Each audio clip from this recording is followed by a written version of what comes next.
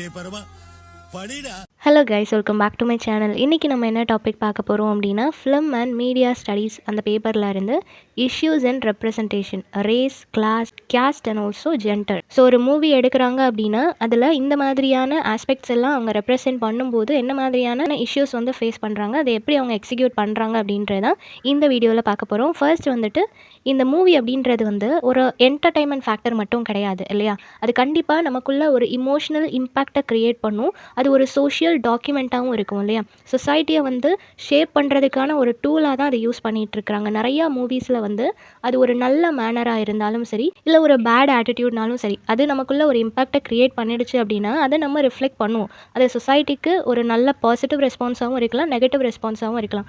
But ஒரு movie வந்து கண்டிப்பாக ஆடியன்ஸ்குள்ளே ஒரு இம்பேக்டை க்ரியேட் பண்ணும். அந்தளவுக்கு பவர்ஃபுல்லான ஒரு சோர்ஸாக இருக்குது.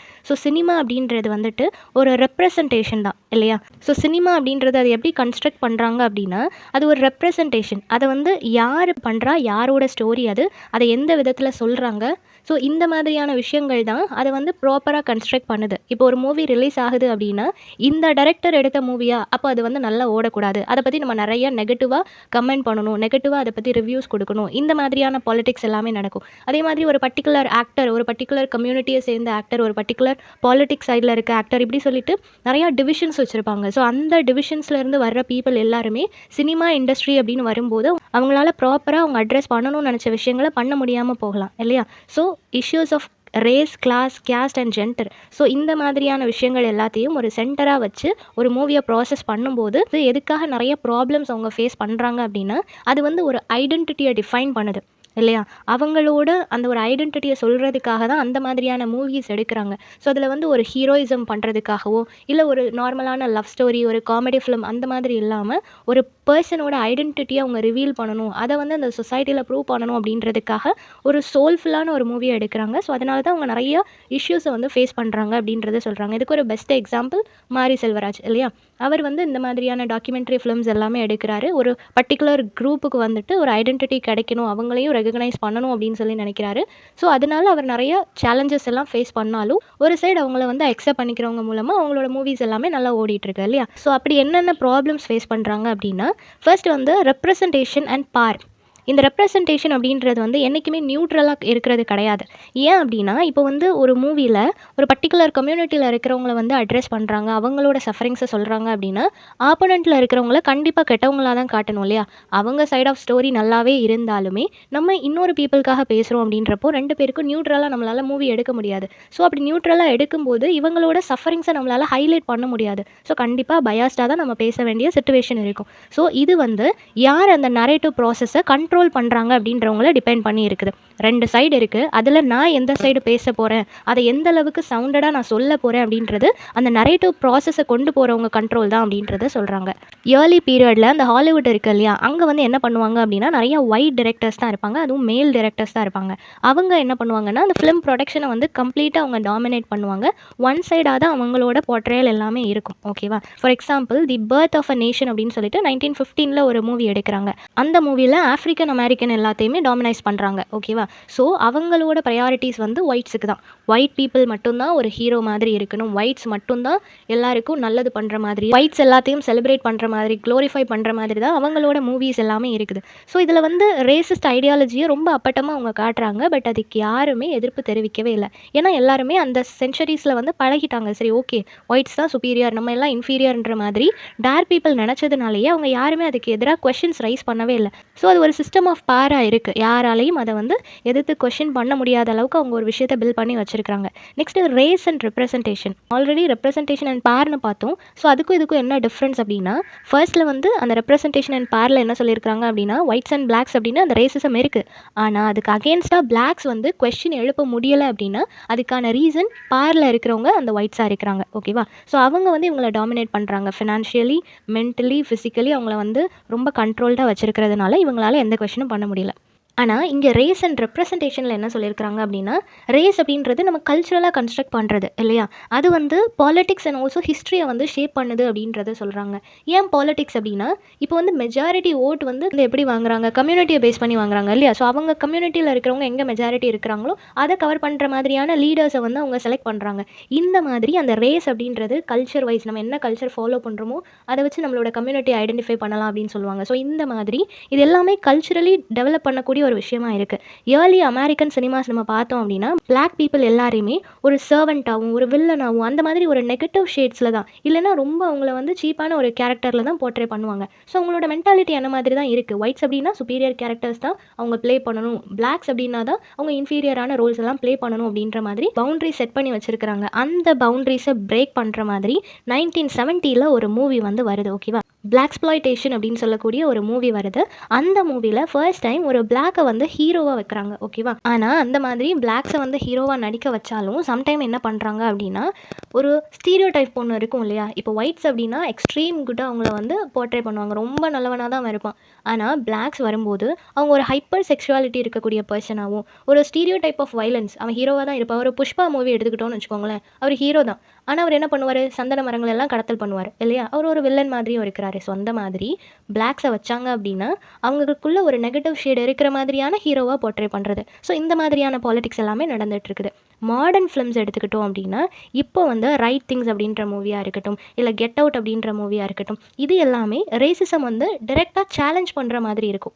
ஆடியன்ஸுக்கு ஒரு அவேர்னஸ் க்ரியேட் பண்ணுற மாதிரி, எந்த ஒரு பாரபட்சமும் இல்லாமல் எவ்ரிடே லைஃப்பில் வந்துட்டு அவங்க அண்டர்ஸ்டாண்ட் பண்ணிக்கணும். ஆல் ஆர் ஹியூமன் இல்லையா? அதுக்கப்புறம் தான் ரேஸ் எல்லாமே. ஸோ அந்த ஒரு பேசிக்கான அண்டர்ஸ்டாண்டிங் அவங்களுக்கு வரணும் அப்படின்றதுனால இப்போ 2000 வரக்கூடிய மூவிஸ் எல்லாமே ரேசிசமை ஈஸியாக சேலஞ்ச் பண்ணுற மாதிரியான மூவிஸ் எல்லாமே எடுத்துகிட்டு இருக்கிறாங்க. நெக்ஸ்ட் வந்துட்டு கிளாஸ் அண்ட் ரெப்ரசன்டேஷன். இதில் வந்து இப்போ சினிமாவை பொறுத்த வரைக்கும் கிளாஸ் வந்து பேஸாக வச்சு நிறைய மூவிஸ் வரும் இல்லையா? Working class and owners, labours owners, அவங்களோட அந்த ஒரு டிவிஷன்ஸ், அவங்களுக்குள்ள இருக்கக்கூடிய கான்ஃப்ளிக்ட், லேபருக்கு என்ன மாதிரியான அநியாயம்லாம் நடக்குது, ஸோ இதை ஒரு பேஸாக வச்சு நிறையா மூவிஸ் எல்லாம் வரும். இதில் வந்து கிளாஸ் ஓரியன்டாக எடுக்கக்கூடிய மூவிஸில் மணி மட்டுமே ப்ராப்ளமாக இருக்காது, பார் அண்ட் ஆல்சோ விசிபிலிட்டி இதுவுமே ஒரு ப்ராப்ளமாக இருக்கும் அப்படின்றத சொல்கிறாங்க. பாரில் இருக்கக்கூடியவங்க எப்போவுமே லேபர்ஸை வந்து இல்ட்ரீட் பண்ணுறதும், அவங்களுக்கான ஐடென்டிட்டி அவங்களுக்கு ஒழுங்காக கொடுக்காததும், அவங்களுக்கு சேர வேண்டிய அந்த ஒரு அமௌண்ட்டாக இருக்கட்டும் எல்லாமே அவங்ககிட்ட இருந்து நெக்லெக்ட் பண்ணப்படும் இல்லையா? ஸோ அவங்க ஒரு ஒர்க் பண்ணுறதுக்காக வராங்க, பட் அவங்கள ஒரு ஸ்லேவ்ஸ் மாதிரி ட்ரீட் பண்ணுறது, இந்த மாதிரி நிறைய விஷயங்கள் நடக்கும். ஸோ இதெல்லாம் அட்ரஸ் பண்ணுற மாதிரி ஒரு மூவி எடுக்கிறாங்க. தி கிரேட் கட்ஸ்பை அப்படின்னு சொல்லக்கூடிய ஒரு மூவி 2013 வருது. அதில் வந்துட்டு வெல்த் அண்ட் லக்ஸரியை வந்து ஹைலைட் பண்ணுற விதமாக எடுக்கிறாங்க. இதுக்கு கான்ட்ராஸ்ட்டாக பாராசைட் அப்படின்ற ஒரு மூவி 2019 வருது. அந்த மூவியில் என்ன எடுக்கிறாங்க அப்படின்னா, கிளாஸ் இன்இக்வாலிட்டியை ரொம்பவே அழகாக எக்ஸ்போஸ் பண்ணுறாங்க. இந்த மாதிரியான விஷயங்கள் எல்லாம் இருக்குது அப்படின்றத நீட்டாக அட்ரஸ் பண்ணுறாங்க. ஸோ சோஷியல் மொபிலிட்டியோட ஒரு இல்யூஷனாக தான் இதை பார்க்குறாங்க. ஓகேவா? ஸோ இந்த மாதிரி கிளாஸ் இன்இக்வாலிட்டிஸ் இருக்குது அப்படின்றத ரொம்ப சவுண்டடாக சொல்கிறதுக்கே நிறைய பேர் யோசிக்கிறாங்க. நம்ம கமர்ஷியலாக போயிடலாம், நம்ம ஜஸ்ட் ஒரு லவ் ஸ்டோரி போயிடலாம். இந்த மாதிரி யாருமே சோஷியல் ப்ராப்ளம்ஸை ரொம்ப பர்ஃபெக்டான மேனரில் சொல்கிறதுக்கு யோசிப்பாங்க. ஏன்னா அதை சொல்லும்போது நிறையா ரிஜெக்ஷன் வரும், நிறையா ப்ராப்ளம்ஸ் அவங்க ஃபேஸ் பண்ண வேண்டியது இருக்குன்றது அவங்களுக்கு தெரியும். அதையும் தாண்டி சில டிரெக்டர்ஸ் வந்து எடுக்கிறாங்க அப்படின்னா அந்த மூவிஸ் தான் இந்த மாதிரியான ப்ராப்ளம்ஸை அட்ரஸ் பண்ணுற மாதிரி இருக்கும்.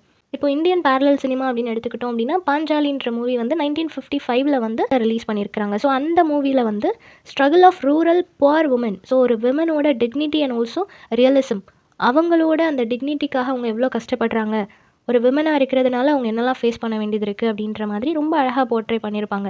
ஸோ ஹை கிளாஸ்ன்னு சொல்லி நினைக்கிறவங்க, பாரில் இருக்கிறவங்க, ஹெல்ப்லெஸ் பீப்புளுக்கு அகேன்ஸ்டாக அவங்க என்னெல்லாம் பண்ணுறாங்க அப்படின்றத அட்ரஸ் பண்ணுற மாதிரி நிறைய மூவிஸ் வந்து எடுக்கிறாங்க. தென் கேஸ்ட் அண்ட் ரெப்ரசன்டேஷன். இதில் வந்து முக்கியமாக இந்தியா தான் இல்லையா? கம்பேரிட்டிவ்லி இந்தியாவில் நிறையா கேஸ்ட் இருக்குது, நிறையா ப்ராப்ளம்ஸ் க்ரியேட் ஆகிட்டுருக்கு. கம்யூனிட்டி பேஸ் பண்ணி நிறைய ப்ராப்ளம்ஸ் இந்தியாவில் வருது அப்படின்னா அதுக்கான ரீசன் இது ஒரு சோஷியல் ஹையரார்க்கியாக பார்க்குறாங்க இல்லையா? சொசைட்டியில் அவங்களுக்கான ஒரு ஸ்டேட்டஸாக பார்க்குறாங்க, அவங்களுக்கான ஒரு ஐடென்டிட்டியாக இந்த ஒரு கம்யூனிட்டியை பார்க்குறதுனாலேயே நிறைய ப்ராப்ளம்ஸ் வந்து க்ரியேட் ஆகிட்டுருக்கு. இப்போ ஹிந்தி மூவிஸ்லாம் நம்ம எடுத்துக்கிட்டோம் அப்படின்னா அவங்க வந்து கேஸ்ட் அதை வந்து ஒரு ஐடென்டிட்டியாக டேரெக்டாக எதுலேயுமே அட்ரஸ் பண்ண மாட்டாங்க. வெரி ரேராக தான் அந்த மாதிரியான அட்ரஸ்லாம் அவங்க பண்ணுவாங்க. ஓகேவா? ஸோ எல்லா இடத்துலையும் அந்த கம்யூனிட்டியை கொண்டு வரணும் அப்படின்னு சொல்லி அவங்க விரும்ப மாட்டாங்க. பட் தமிழ் மூவிஸ்னு பார்க்கும்போது நம்ம வந்து இன்னுமே அதை ஓப்பனாக சொல்லுவோம். ஸோ ஒரு விஷயம் வந்து மக்களுக்கு இப்படி சொன்னால் தான் புரியும் அப்படின்னா அதை எடுக்கிறதுக்கு தயங்க மாட்டாங்க இல்லையா? ஸோ அந்த மாதிரி கண்டெம்பரரி சினிமாஸ் அப்படின்னு பார்க்கும்போது ஃபேண்ட்ரி அப்படின்னு சொல்லக்கூடிய ஒரு மூவி 2013 ரிலீஸ் ஆயிருக்கு. அதில் வந்துட்டு ஒரு தலித் பாய், மகாராஷ்டிராவில் ஒரு ரூரல் வில்லேஜில் இருக்கக்கூடிய ஒரு பாய். ஸோ அவங்க ஒரு அன்டச்சபிள் அப்படின்றதுனால என்ன மாதிரியான டிஸ்கிரிமினேஷன்ஸ் எல்லாம் அவன் ஃபேஸ் பண்ணுறான் அப்படின்றத நீட்டாக அட்ரஸ் பண்ணுற மாதிரி அந்த மூவியை எடுத்திருப்பாங்க. தென் ஆர்டிகல் 15 அப்படின்ற மூவி 2019 வந்திருக்கு. அந்த மூவிலையுமே கேஸ்ட் பேஸ்டு வயலன்ஸ், நிறைய வயலன்ஸுக்கான ரீசன் வந்து இந்த ஒரு கம்யூனிட்டியாக தான் இருக்கும் இல்லையா. ஆனர் கில்லிங், மர்டர், இந்த மாதிரி நிறைய விஷயங்கள் நடக்கிறதுக்கு ஒரு முக்கியமான காரணமாக இந்த கேஸ்ட் இருக்குது. அதே மாதிரி அசுரன் மூவி, இதுவுமே கேஸ்ட்டை வந்து ரொம்பவே எக்ஸலண்ட்டாக எக்ஸ்பிரஸ் பண்ணக்கூடிய ஒரு மூவியாக இருக்குது. 2019 தமிழ் சினிமாவில் ரிலீஸ் ஆகக்கூடிய இந்த மூவியில் வந்துட்டு கேஸ்ட், ரிவெஞ்ச், ஸோ அந்த சிஸ்டமேட்டிக் அப்ரெஷன் இது எல்லாத்தையுமே ரொம்ப பியூட்டிஃபுல்லாக எக்ஸ்பிரஸ் பண்ணியிருப்பாங்க. ஸோ ஒருத்த வந்து பணம் வச்சுருக்கிறான், அவன்கிட்ட பதவி இருக்குது, பார் இருக்குது அப்படின்னா அவன் ஒரு ஹை கிளாஸாக இருக்கும்போது லோ கிளாஸ் பீப்புளை கொன்னா கூட யாரும் கொஷின் பண்ண முடியாது. ஈவன் அந்த லோ கிளாஸ் பீப்புள் பாதிக்கப்பட்டவங்க தான் மன்னிப்பு கேட்கணும் அப்படின்ற மாதிரியான கண்டிஷனை ரொம்பவே போல்டாக எடுத்து வச்சுருப்பாங்க. Then gender and representation, gender ஓரியன்டான மூவிஸ் வர்றதுக்குமே நிறைய ப்ராப்ளம்ஸ் இருக்குது இல்லையா. ஏன்னா மேக்ஸிமம் ஹீரோ வந்து மேலாக தான் இருப்பாங்க இல்லையா. மேல் சென்ட்ரிக் மூவிஸ் தான் நிறையா இருக்குது. விமன் சென்ட்ரிக் மூவிஸ் வர்றதுக்கு வந்து ரொம்பவே டைம் எடுத்திருக்கு. இப்போ தான் அந்த மாதிரியான மூவிஸ் நம்மளால் பார்க்க முடியுது. லாரா மல்வே அப்படின்றவங்க வந்துட்டு மெயில் கேஸ் அப்படின்ற ஒரு கான்செப்டை வந்து கொண்டு வராங்க. ஓகேவா, இதில் வந்து என்ன பண்ணுறாங்க அப்படின்னா விமனை வந்து ஒரு ஆப்ஜெக்டாக, மெயிலோட டிசைருக்கான ஒரு ஆப்ஜெக்டாக யூஸ் பண்ணுறாங்க இல்லையா. அதுக்கு அகேன்ஸ்டாக அவங்க வந்து கொஷின்ஸ் ரைஸ் பண்ணுறாங்க. ஸோ கிளாசிக்கல் ஹாலிவுட் ஃபிலிம்ஸ் எடுத்துக்கிட்டோம் அப்படின்னா வெர்டிகோவாக இருக்கட்டும், ஜேம்ஸ் பாண்டாக இருக்கட்டும், இந்த மாதிரியான மூவிஸ் எல்லாத்தையுமே விமனை வந்து ஒரு டெக்கரேட்டிவ் திங்க் மாதிரி, எல்லாரையும் டிபெண்ட் பண்ணியிருக்கிற ஒரு சோல் மாதிரி தான் போர்ட்ரே பண்ணுறாங்க. ஸோ 1950s எல்லாமே விமனை வந்து இண்டிபெண்ட்டாக போர்ட்ரே பண்ணுறதே கிடையாது. ஸோ ஜஸ்ட் ஒரு கெஸ்ட் ரோல் மாதிரி தான் எல்லா மூவிஸ்லேயுமே அவங்க அப்பியர் ஆகிறாங்க. தென் ஃபெமினிஸ்ட் ஃபிலிம் மேக்கர்ஸ் இருக்கிறாங்க இல்லையா, அதுவுமே விமன் டைரக்டர்ஸ் கிடையாது, மேல் டைரக்டர்ஸுமே சில பேர் ஃபெமினிஸ்ட் அவங்களோட பெர்ஸ்பெக்டிவில் எடுக்கணும் அப்படின்னு சொல்லி நினைப்பாங்க இல்லையா. அந்த மாதிரியான டைரக்டர்ஸ் வந்து ஒரு நியூ பெர்ஸ்பெக்டிவ் கொடுக்கணும்னு நினைக்கிறாங்க. விமனை வச்சு ஒரு மூவி பண்ணணும், அவங்கள வந்து ஒரு ஹீரோ மாதிரி நம்ம போர்ட்ரே பண்ணணும் அப்படின்னு சொல்லி நினைக்கிறாங்க. இந்த ஃபயர் அப்படின்ற மூவி வந்துட்டு ஒரு பேட்ரியார்க்கல் இந்தியன் சொசைட்டி, விமன் எப்போவுமே ஒரு இன்ஃபீரியர் மாதிரி, மெயிலுக்கு வந்து அவங்களுக்கு என்னெல்லாம் தேவையோ அது எல்லாமே பண்ணி கொடுக்கறதுக்காக அவங்களோட ஒரு சர்வெண்ட் மாதிரி தான் பிஃபோர் மேரேஜ், ஆஃப்டர் மேரேஜ் அவங்களோட லைஃப் கடந்து போயிட்டுருக்கு. ஸோ அதை வந்து பிரேக் பண்ணணும், அவங்களோட டிசையர்ஸ், அவங்களோட லைஃப்பை அவங்க லீட் பண்ணணும் அப்படின்னு சொல்லிட்டு அவங்களுக்கு ஏற்ற மாதிரி அந்த ஒரு பாத்தை க்ரியேட் பண்ணி கொடுக்குறது சில மூவிஸ் தான். ஸோ பார்பி அப்படின்ற அந்த ஒரு மூவி 2023 வரும்போது அவங்க வந்து இந்த மாதிரியான செல்ஃப் அவேர்னஸ் ரிலேட்டடான மெசேஜ் எல்லாத்தையுமே ஒரு ஹியூமரஸ் மேனரில் ப்ரெசென்ட் பண்ணுறாங்க. ஸோ ஹியூமராக நம்ம சொல்லும்போது இன்னுமே நல்லா புரியும் இல்லையா. நெக்ஸ்ட் வந்துட்டு ஓவர்லாப்பிங் ஐடென்டிட்டி.